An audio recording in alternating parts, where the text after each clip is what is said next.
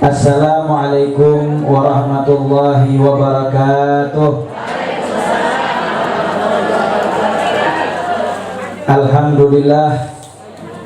Alhamdulillahi rabbil alamin, wal akibatu lil muttaqin, wala udwana illa ala zalimin.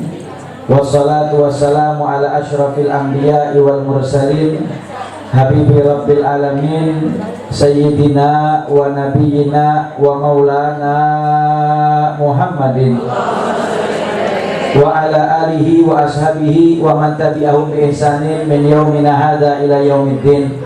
Subhanaka la ilma lana illa ma 'allamtana innaka antal alimul hakim. Wa qul rabbi zidni ilman warzuqni fahman. Rabbi shrah li sadri wa yassir li amri wahlul 'uqdatam min lisani yafqahu qawli. Ya Fatah ya Alim, ya Fatah ya Alim, ya Fatah ya Alim, iftah alaina futhal arifin wa faqihna fid din wa alimna ta'wil wa dina ila sawa'i sabil walhamdulillahi rabbil alamin.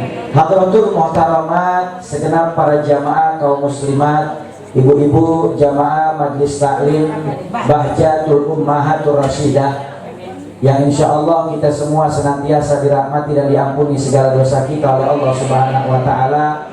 Para guru, para asatidzah, para hajah yang mohon maaf tidak saya sebutkan namanya satu persatu, namun tidak mengurangi rasa takdim serta mahabbah saya kepada para asatidzah sekalian.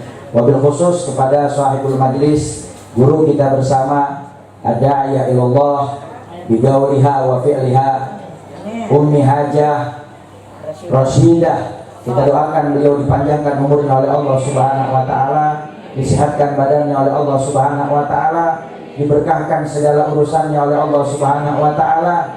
Allah berikan beliau istiqomah untuk selalu senantiasa membimbing kita bersama menuju ridha Allah dan Rasulnya Nabi Muhammad. Amin ya rabbal alamin. Yang sama kita hormati dan kita muliakan guru kita bersama, ada ilallah Habib al-Mahbub, sahabat seperjuangan Al-Fakir ketika di Hadramut, Al-Habib Toha Ibn Sayyidil Walid, Al-Habib Ali Ibn Al-Arif Billah Al-Gutub, Al-Habib Abdurrahman As-Sagab. Kita doakan beliau dipanjangkan umurnya oleh Allah Subhanahu wa Ta'ala, sehatkan badannya oleh Allah Subhanahu wa Ta'ala, diberkahi segala urusannya oleh Allah Subhanahu wa Ta'ala. Allah berikan istiqomah untuk selalu membimbing kita bersama. Hadratul Muhtaram Al-Ustaz Haji Fakhruddin Jamal MA, mata'amallah bituli hayatiha amin, wa nafa'ana bi ulumihi amin ya rabbal alamin. Ibu-ibu sekalian yang dirahmati oleh Allah Subhanahu wa Ta'ala, pada kesempatan pagi yang penuh barakah ini kita duduk bersama di majlis mulia, majlis yang istimewa, majlis maulidnya baginda Rasul Nabi Muhammad SAW. Mudah-mudahan tidaklah bangun semua yang hadir kecuali dosa kita diampuni oleh Allah Subhanahu wa Ta'ala, digantikan keburukan kita dengan kebaikan oleh Allah Subhanahu wa Ta'ala, dan semoga Allah jadikan semua yang hadir wanita-wanita yang salehah menjadi wanita penghuni surganya Allah Subhanahu wa Ta'ala. Amin ya rabbal alamin. Bu, duduk dari jam berapa di sini? Hah? Jam 5 ya. Tadi saya lihatin, masya Allah, ibu-ibu jam 5 udah pada berdatangan. Ada yang nenteng pisang 2 sisir. Tadi rombongan mana itu yang kerudungnya putih-putih? Ya, ada yang pakai nenteng inian semangka. Iya, dari jauh saya lihatin dari dalam mobil. Bentar lagi mau nyampe ke rumah Umi. Itu amplop, keluarin amplop. Amplop keluarin. Ya Allah, luar biasa semangatnya. Ya, semangat di dalam berjuang dan juga semangat sebagai bentuk rasa syukur kepada Allah karena dilahirkannya baginda Rasul Nabi Muhammad SAW. Dan saya yakin insya Allah yang hadir semua insya Allah wanita-wanita yang soleh. Di dalam satu buah hadis yang diriwayatkan oleh Al-Imam Tabrani yang datang daripada Imam Dia radhiyallahu anhu, Rasul SAW beliau menjelaskan, satu ketika ada seorang murid datang kepada gurunya. Murid ini bertanya, wahai guruku, mana lebih mulia dan cantik antara wanita-wanita solehah penghuni sorga ataukah bidadari sorga? Ini pertanyaan luar biasa. Kenapa? Kadang-kadang kan orang perempuan di dunia suka takut kesaingan sama bidadari sorga. Kadang ada yang bertanya begitu, Ustaz, kira-kira mana sih lebih cantik apa lebih mulia, bidadari sorga apa wanita solehah? Maka dijawab oleh baginda Rasul Nabi Muhammad SAW. Ketika murid ini bertanya, gurunya menjawab dengan hadis baginda Rasul Nabi Muhammad SAW yang diriwayatkan oleh Imam Tabrani yang datang daripada Al-Imam Biya radhiyallahu anhu. Kata Rasul SAW, "Lau anna imra'atan min nisa'i ahlil jannah asyraqat ilal ardi la mala'atil ard min rihil miski wala adhabati dawu samsi wal qamar." Kata Nabi Muhammad, seandainya wanita-wanita solehah penghuni surganya Allah Subhanahu wa taala diturunkan ke buminya Allah, maka niscaya semua buminya Allah Subhanahu wa taala akan penuh dengan wangi misik, dan niscaya cahaya matahari dan bulan akan kalah dengan pesonanya wanita-wanita solehah penghuni surga. Amin. Amin. Jadi dari hadis ini Nabi bilang wanita-wanita solehah penghuni surga itu lebih cantik dan mulia daripada bidadari surga. Amin. Kira-kira ibu pengen jadi wanita solehah gak? Pengen ya bu jadi wanita solehah? Kalau pengen jadi wanita solehah, maka pesan Nabi kita mesti ikutin. Karena hakikatnya bidadari di sorga tuh secantik apapun mereka itu kalah cantik dan mulia dengan wanita-wanita yang solehah yang menjadi penghuni sorganya Allah Subhanahu wa taala. Apa pesannya Nabi? Kata Nabi Muhammad SAW di dalam hadis riwayat Imam Ahmad, di dalam hadis 1573 yang datang daripada sahabat Muawiyah dan sahabat Abdurrahman bin Auf, Rasul SAW bersabda, ini hadis ma'ruf sering kita dengar, idza shalatil mar'a khamsaha wa shamat syahraha wa hafizat farjaha wa ata'at zawjaha qila laha udkhulil jannah min ayyi abwabil syi'ti. Kata Rasul SAW, apabila seorang istri dia mengerjakan sholat 5 waktu, dia berpuasa di bulan suci Ramadan, lalu kemudian dia menjaga kemaluannya, menjaga harga dirinya, dan dia taat kepada suaminya, maka dikatakan kepada istri tersebut, silakan masuk surga lewat pintu mana yang kau mau.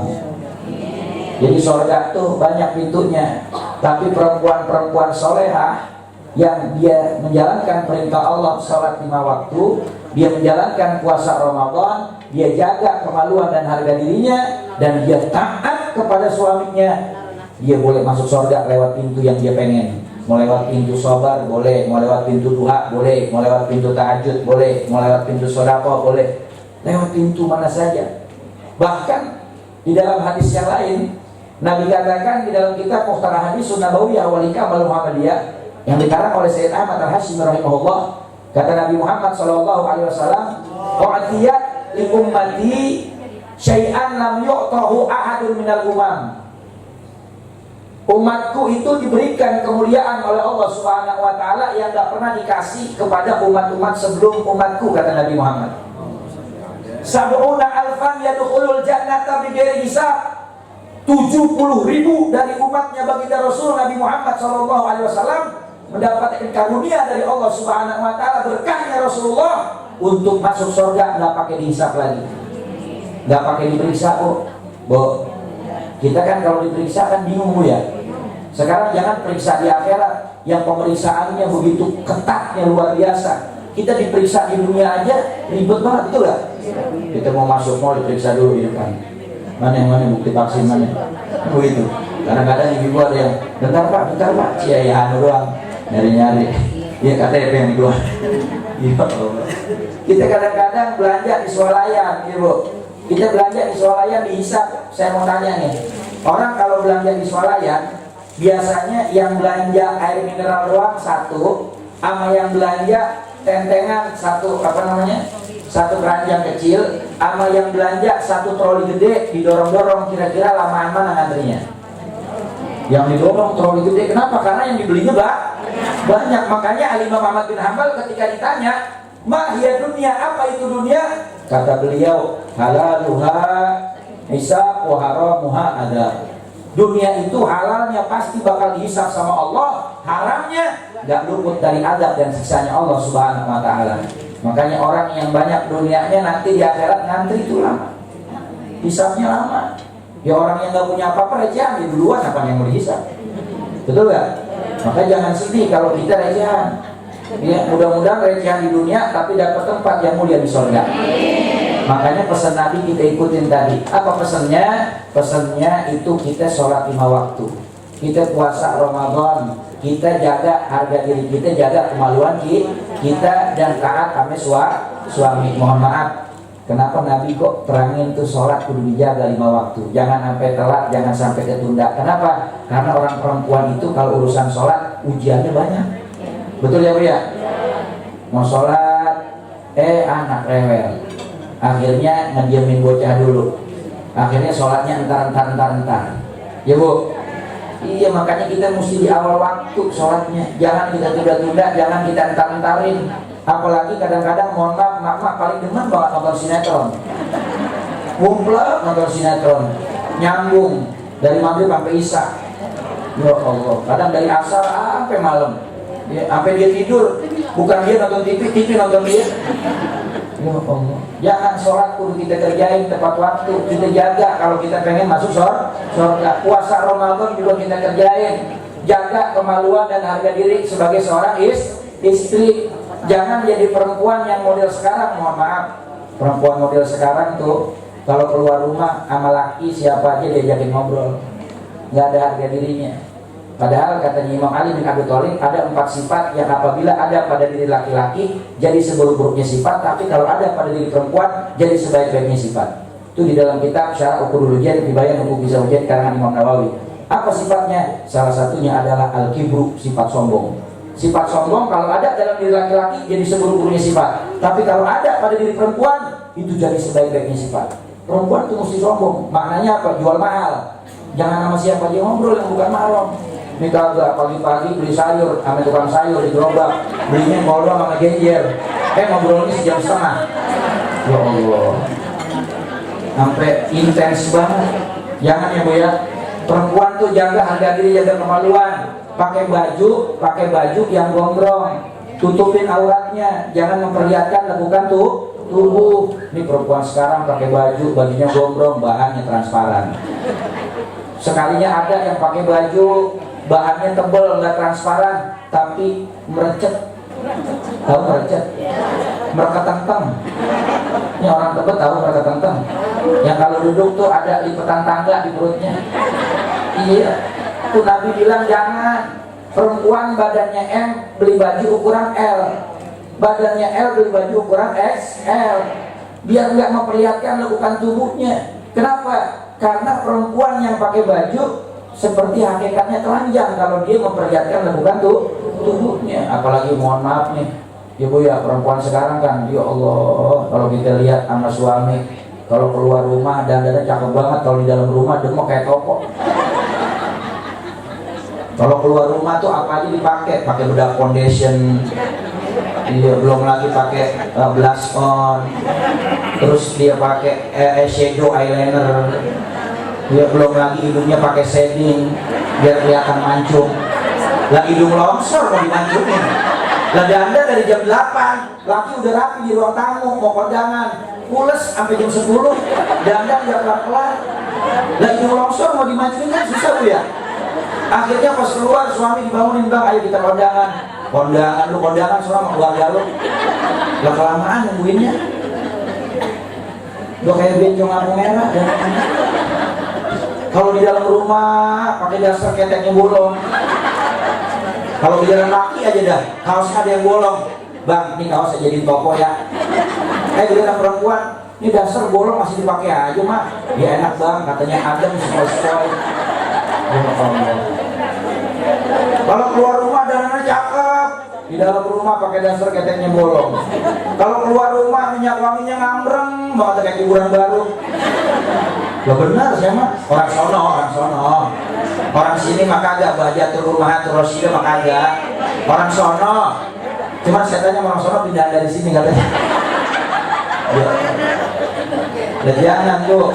Perempuan tuh kata Nabi sebaik-baiknya perempuan tuh kalau pakai minyak wangi yang soft harumnya, tapi strong dia punya bahannya, tapi harumnya soft lembut. Warnanya pekat boleh, mau pakai yang warna merah, warna kuning, hijau, yang pekat nggak apa-apa. Yang penting harumnya soft. Tuh kalau perempuan. Ini kagak, kalau di dalam rumah kan lain. Di dalam rumah baunya 3 rasa. Rambut bau orang aring. Iya, badan iya bau minyak urut. Tangan bau autan. Lelaki nyium pahit. Ya Allah. Makanya kalau di dalam rumah dandan yang cakep buat suami. Bu, masih hidup? Diam aja. Di dalam kitab Syarah Uqudul Jen, fi Bayan Huquqi Zawjain karangan Imam Nawawi, di dalam bab ketiga dijelaskan bahwasanya ada satu wasiat yang luar biasa. Dikatakan bahwasanya oleh Imam Nawawi, ausat imra'atun bintaha ihfadhi li zawjiki khisalan asran yakun laki dhukhran. Di dalam kitabnya Imam Nawawi mengatakan bahwasanya ada seorang ibu, dia pesan wasiat sama anaknya perempuan yang mau nikah. Ada seorang ibu yang dia berpesan atau dia berwasiat nasihatin putrinya yang mau nikah. Apa kata ibunya ini? Jagalah olehmu, peliharalah olehmu 10 perkara. Jangan sampai 10 perkara ini tidak engkau jaga. Engkau harus pelihara dari suamimu ini 10 perkara. Maka simpan baik-baik ini nasihat. Tuh begitu kata ibunya. Apa 10 perkara? Al-awwal wasaniyah al-qana'ah wa husnus sam'i lahu wa ta'at. Yang pertama mesti punya sifat qana'ah. Mesti punya sifat qana'ah. Apa itu qana'ah? Menerima dengan apa yang Allah kasih melalui perantara tangannya suami. Jadi jangan jadi bini suka mungkin-mungkin. Jangan jadi bini yang kagak syukur sama suami. Mohon maaf, kata Nabi, kalau seandainya ada seorang istri yang berkata kepada suaminya, engkau tidak pernah berbuat baik kepadaku, maka dia mendapat laknat Allah, laknat malaikat Allah, dan laknat semua makhluk Allah Subhanahu wa ta'ala yang terkena sinar matahari di bumi. Na'udzubillah min dzalik. Inni lam ra'aitu minka khairan qad. Saya enggak pernah lihat abang ada lebih yang saya. Itu langsung tuh bini dapat laknatnya Allah, laknat malaikatnya Allah. Na'udzubillah min dzalik. Makanya kudu jadi istri yang qanaah, bersyukur menerima dengan pemberian suami itu datang dari Allah Subhanahu wa ta'ala. Cuman Bu, kasih tahu lakinya, jadi laki juga punya kewajiban untuk memberikan haknya istri. Jangan sama bini sama anak orang baik, sama anak bini sendiri pelit. Laki siapa itu? Nggak ada ya? Jangan ya Bu ya. Jangan, kudu kasih tahu. Ini kan penyakit zaman sekarang, banyak yang begitu. Makanya jadi bini mesti qanaah, bersyukur dengan pemberian Allah. Ada di dalam kitab Salam diterangkan, di zamannya Imam Hasan Basri, itu ada satu ketika Imam Hasan Basri ketika dia mau ke pasar, dia melihat ada satu pedagang di pasar. Rupa-rupanya dagangnya itu semangat banget.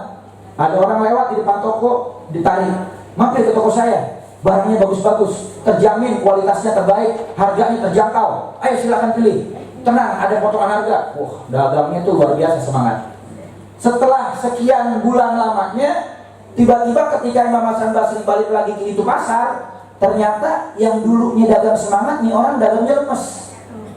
Diem aja di pinggir tokonya, dia nggak datengin orang yang lewat, dia nggak teriak-teriak, ayo Bu, pilih, enggak. Diem aja. Ada yang datang ya ditanya, nggak ada ya udah diem aja. Imam Hasan Basri kan bingung, disamperin, ditanya, Bang, mohon maaf Bang, berapa bulan yang lalu saya lihat Abang semangat banget dagangnya. Sekarang kok Abang dagangnya begitu sih, kayaknya lemes banget, nggak semangat. Dia cerita, dia bilang apa? Dulu waktu saya semangat dagang, saya betul-betul apa aja saya lakuin. Ya kadang-kadang bohong juga saya kerjain. Itu lantaran di rumah saya punya bini saya tuh nggak pernah bersyukur dengan nikmat yang Allah kasih kepada saya. Kalau saya bawa duit banyak, dianggapnya sedikit. Kalau saya bawa pulang duit sedikit, kagak dianggap. Apalagi kalau nggak bawa duit, tidur dipunggungin. Begitu. Ya. Makanya saya tuh kudu semangat cari duitnya biar apa? pokoknya yang bohong-bohong juga saya kerjain, yang penting pulang udah duit banyak. Dan alhamdulillah sekarang ya saya nggak begitu lagi Imam Hasan Basri. Kata Imam Hasan, kenapa emang? Itu bini yang dulu tuh meninggal. Alhamdulillah ya Allah meninggal. Bini kalau model begitu meninggalkan laki, alhamdulillah kita. Lah bini sampai beledek. Laki pulang mau duit banyak ada dianggap, ya Bu? Iya. Itu kan sama modelnya kayak kejadian di Bekasi. Ada laki kerjanya ngojek, pulang ngojek bawa duit kasih ke bininya, ngasih ke bininya 150.000. Kata bininya, bang hari ini 150.000 cukup buat apaan? Itu biasa ngojek jam 8 habis kelar sarapan, besok dia berangkat pagi-pagi habis sholat subuh nggak pakai sarapan. Pulang bawa duit 7 juta, pulang ke malam ditaruh di bawah taplak meja TV. Tidur tuh laki, pagi-pagi bini lagi kebenaran nemu duit. Lah perempuan kan hidungnya lancip. Iya. Duit juga ngumpet di mana tahu? Iya, kadang-kadang diselipin di baju tahu. Jangan main-main sama perempuan tuh bahaya. Iya. Luar biasa antenanya. Iya. Ketahuan di bawah selipan baju, di bawah taplak meja ketahuan. Iya. Dia nggak pakai nanya lagi ke orang perempuan, dibawa belanja ke swalayan. Wah dibelanjain segala macam apa yang dia pengenin. Pulang-pulang lakinya bangun, bininya nanya sembari senyum. Nah perempuan kalau nggak senyum mulu. Bang, abang ngojek kemana bang? Pulang malam banget, dapat duit sampai 7 juta. Iya. Jauh bang ya, ke Bogor apa ke Bandung? Kagak, motor gue jual. Lu bisa berbeda tuh. Ya, dibawain berapa aja nggak cukup mulu, motor dijual sama lakinya. Lalu kita punya bini model begitu. Makanya kalau punya bini model begitu, tuker tambah makan keluar. Lo mau ngapain? Iya. Nah, itu yang pertama, makanya mesti punya sifat kona'ah. Itu Imam Hasan Basri. Itu kata pedagang dibilang sekarang kenapa saya dagangnya biasa aja, bini yang begitu udah mati. Sekarang saya dapat bini solehah. Kalau saya pulang bawa duit banyak, dia bagiin tuh kepada fakir miskin. Kalau saya pulang bawa duit sedikit, sama dia dianggap banyak. Kalau saya pulang gak bawa duit, dia kasih saya semangat. Sabar ya bang, insya Allah besok rezeki dapat lagi dari Allah. Rezeki mah gak bakal ketuker. Tuh, punya bini kalau begitu enak gak kira-kira? Enak. Makanya kudu jadi bini yang solehah. Yang pertama kona'ah. Yang kedua wal husnu sam'ulahu wa ta'at. Selalu menjadi pendengar setia bagi suami dan juga taat kepada suami. Jangan suka ngelawan namanya suami. Ini gagal bini sekarang galakan dia. Laki ngomong sekata, bini 1000 kata. Laki diem aja. Nah jangan tuh, ya Bu ya.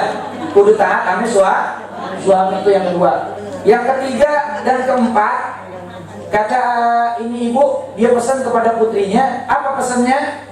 Atafakut limawaki anfihi wa ainihi. Jadi bini itu mesti jaga apa yang jadi tujuan pandangan matanya suami dan apa yang dicium dari hidungnya suami. Maknanya apa? Fala tagha ainahu minki ala qabihim. Jangan sampai suami melihat bini dalam keadaan bini jelek. Jangan tuh. Jangan sampai suami melihat bini dalam keadaan jelek. Jadi bini kalau lihat suami mestinya cantik terus. Makanya suami selalu jatuh cinta pada pandangan pertama dan terus cinta setiap memandang istrinya. Oh, ya Bu ya. Makanya mesti cantik terus Bu. Jangan kayak babu. Jangan kayak babu nggak pulang kampung. Iya Allah. Ya Bu ya. Udah cantik terus pandangan matanya. Makanya suami mesti dipuasin pandangan matanya. Kalau suami nggak dipuasin pandangan matanya, nanti cari pandangan di luar. Nauzubillah min dzalik. Makanya kudu cantik. Lalu kemudian yang keempat, fala yasum anfa'u minki illa ala tibirri. Dan jangan sampai suami mencium dari hidungnya itu, dari diri kamu wahai istri, sesuatu yang tidak sedap, maka jadilah istri yang wangi di dekat suami. Ya Bu. Pokoknya kalau dekat suami itu minyak wangi itu udah sebotol banjirin aja udah. Semua. Ya. Pokoknya dekat suami wangi, bawaannya suami pengen dedek-dedek mulu. Ya Bu. Lah ibu kalau bau dapur, makanya kelar masak habis bau dapur mandi. Ini kagak nyamperin suami muluk-muluk. Ya, suami geli, bau. Ya, bau oli. Ya, kan mesti wangi, ya Bu. Ini pesan nih, ya ini pesan yang keempat tuh. Yang kelima dan keenam, kata ibunya kepada putrinya apa dia pesan? Yang kelima dan keenam, atafakut liwakti to'ami wa manami fa inna siddatal ju' mulhibah wa tanjisun naum mukdibah. Kata beliau yang kelima, mesti perhatiin waktu makannya suami. Perhatiin waktu makan. Bu, diperhatiin nggak? Dulu masih muda. Sekarang suami pulang kerja, suami bilang, "Mah, mau makan." Nyendok selalu di dapur. Udah dimasakin di atas tutup saji, tinggal buka doang. Kolokkan amat, anak udah serenceng masih mau disendokin. Bukan bini di sini, bukan. Sono. Cuman kata orang sono pindah dari sini lagi. Ya Allah. Bu, suami itu fitrahnya pengen dilayani sama bini.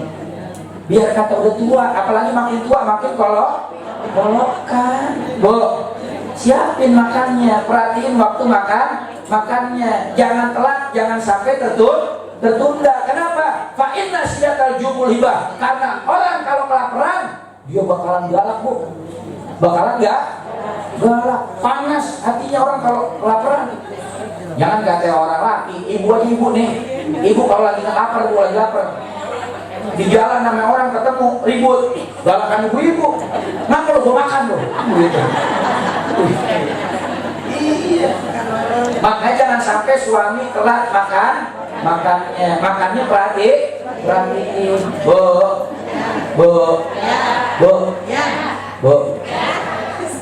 Kata Rasul, perempuan itu nyiapin minum segelas air putih buat suaminya ikhlas karena Allah. Ini hadis masih di dalam kitab Syarah Uqudul Wujud fi Bayan Huquq Zawjain karena Imam Nawawi di dalam bab ketiga. Apa kata Nabi? Kata Nabi, seorang bini nyiapin minum segelas air putih buat suami ikhlas karena Allah, itu dapat pahala puasa sunnah setahun. Di sini ada yang sanggup puasa sunnah setahun ada? Enggak Ibu ya, karena kita datang bulan, tapi ibu nyediain segelas doang, pahalanya puasa sunnah setahun. Ini pulang pengajian, nyampe rumah, tanya abangnya, "Bang, abang mau minum apa?" "Saya bikinin, Bang." Kata lakinya, "Bikinin gua kopi aja dah." "Bikinin Bu, seber." Kalau laki nanya, "Ini mau ada hajatan, seber kopi." "Kagak, tadi Nabi sama Ustaz katanya kalau nyiapin segelas aja puasanya sunnah setahun." "Abang bikinin Bang kalau seber." "Berapa puluh tahun Bang?" "Udah minum aja paling kembung Bang." Maknanya bukan begitu, maknanya ibu sekian tahun nikah udah berapa banyak nyiapin air buat suami. Itu kalau ikhlas pahala semua tuh Bu. Pahala semua. Makanya jangan gerendengan.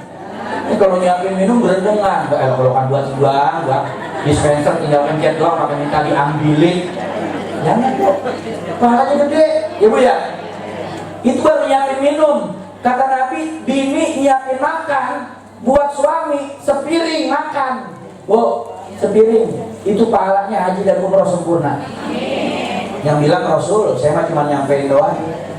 Sepiring haji sama umroh. Besok kalau laki minta makan, dia senampan. Biar banyak pahalanya. Ya Bu, itu baru urusan makan, baru urusan minum. Urusan mandi aja perempuan ada pahalanya urusan mandi. Bu, suka mandi gak Bu? Bu, mandi apa kagak? Ini tadi kemarin mandi apa kagak? Benar. Alhamdulillah. Bu, kata Nabi, siapa orang bini yang dia mandi hadas besar satu kali, habis berhubungan intim sama suaminya, ikhlas karena Allah, maka dapat pahala orang yang sedekah 1000 ekor kambing di jalan Allah. 1 ekor kambing 2 juta, kali 1000 2 miliar. Siapa yang sedekah sekali mandi doang 2 miliar ya Bang? Gak ada. Aku cinta sama Nabi, datang proposal maulid nyumbangnya ceban. Makan paling banyak, digendengin juga, ini begini doang makanannya. Pulang nanya kresek, ada kreseknya mau bungkus. Makanya kan perempuan tuh, orang perempuan kalau ngaji tasnya gede-gede. Iya, pisang masuk, dia melon masuk, apalagi apel masuk, di tempat minum masuk, nampan doang yang nggak masuk. Ya Allah. Makanya orang perempuan Bu tuh, ya pahala semua Bu. Itu mandi sekali. Loh, kalau mandinya sehari 3 kali, apalagi pengantin baru, Ibu ya. Iya, makanya jangan pernah nolak kalau diajakin ibadah sama suami. Jadi jangan sampai suami itu nggak diperhatiin makannya. Yang keenam, watafakut liwakti manami, hartanya suami.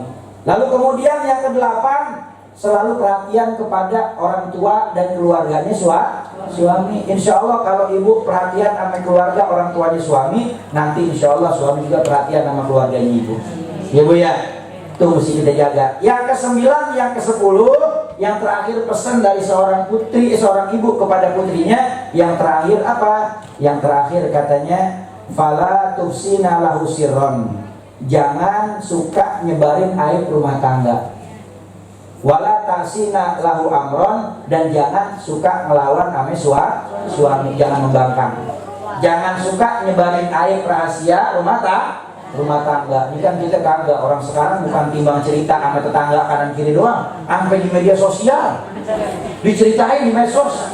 Ya Allah, naudzubillah min dzalik. Ya, maka jaga 10 perkara ini, insya Allah rumah tangga kita bahagia selamat dunia akhirat. Kalau kita praktekin nih 10 pesan nasihat ini, insya Allah mudah-mudahan kita menjadi wanita-wanita yang soleha. Karena inti dari Maulid Nabi adalah menerapkan apa yang Nabi pesankan di dalam nasihat-nasihatnya dalam kehidupan sehari-hari, agar rumah tangga kita menjadi rumah tangga yang sakinah, mawaddah warahmah, menjadi rumah tangga nabawi, dapat ridha Allah dan Rasulnya Nabi Muhammad. Dan mudah-mudahan kita semua yang hadir di majlis Bahjatul Ummahatur Rasyidah istiqomah di majlis ini sampai akhir ajal menjemput kita semua. Makin cinta sama guru kita, dan juga mudah-mudahan selalu istiqomah membantu dakwahnya guru kita dengan segala apa yang kita miliki, dengan waktu, tenaga, harta, dengan apa yang kita punya. Insya Allah nanti akan mengembirakan hati baginda Rasul Nabi Muhammad. Kurang lebihnya saya mohon maaf. Insya Allah manfaat di dunia wal akhirah. Mungkin sebagai ibu-ibu ada yang nanya nih, ngeliat Ustaz di mana ya? Saya biasa ngisi sebagai narasumber di Islam Itu Indah di Trans TV bareng dengan Ustaz Maulana dan guru-guru yang lain, dan juga di Cahaya Hati di News TV, dan di Damai Indonesiaku TV One. Ya Bu ya. Iya, mudah-mudahan ibu-ibu bisa istiqomah ngaji dimanapun. Dan mungkin sebagian ada yang lihat kayaknya Ustaz pernah main sinetron nih. Ya memang dari 2010 saya udah main sinetron Bu, tapi jadi Ustaz ya, nggak jadi peran yang lain. Ada Tendangan Si Madun dari Madun 1 sampai Madun 3, Aladin, Si Miskin Si Kaya, terus lagi Yang Penting Halal di Indosiar. Kemarin tuh 2018 Bekal Sebelum Ajal di Antv. Ibu ya, doain mudah-mudahan dakwah di mana aja berkah sehat afiat. Kita doain guru kita khususnya Habib Toha, Ustaz Jamal, mudah-mudahan biar panjang umur sehat afiat, diberkahi oleh Allah Subhanahu wa taala. Amin ya rabbal alamin. Anak itik dikejar tikus, larinya ke atas loteng. Pakai cakep kenapa? Anak itik dikejar tikus, larinya ke atas loteng. Ambil plastik buat bungkus, habis dibungkus tinggal ditenteng. Assalamualaikum warahmatullahi wabarakatuh.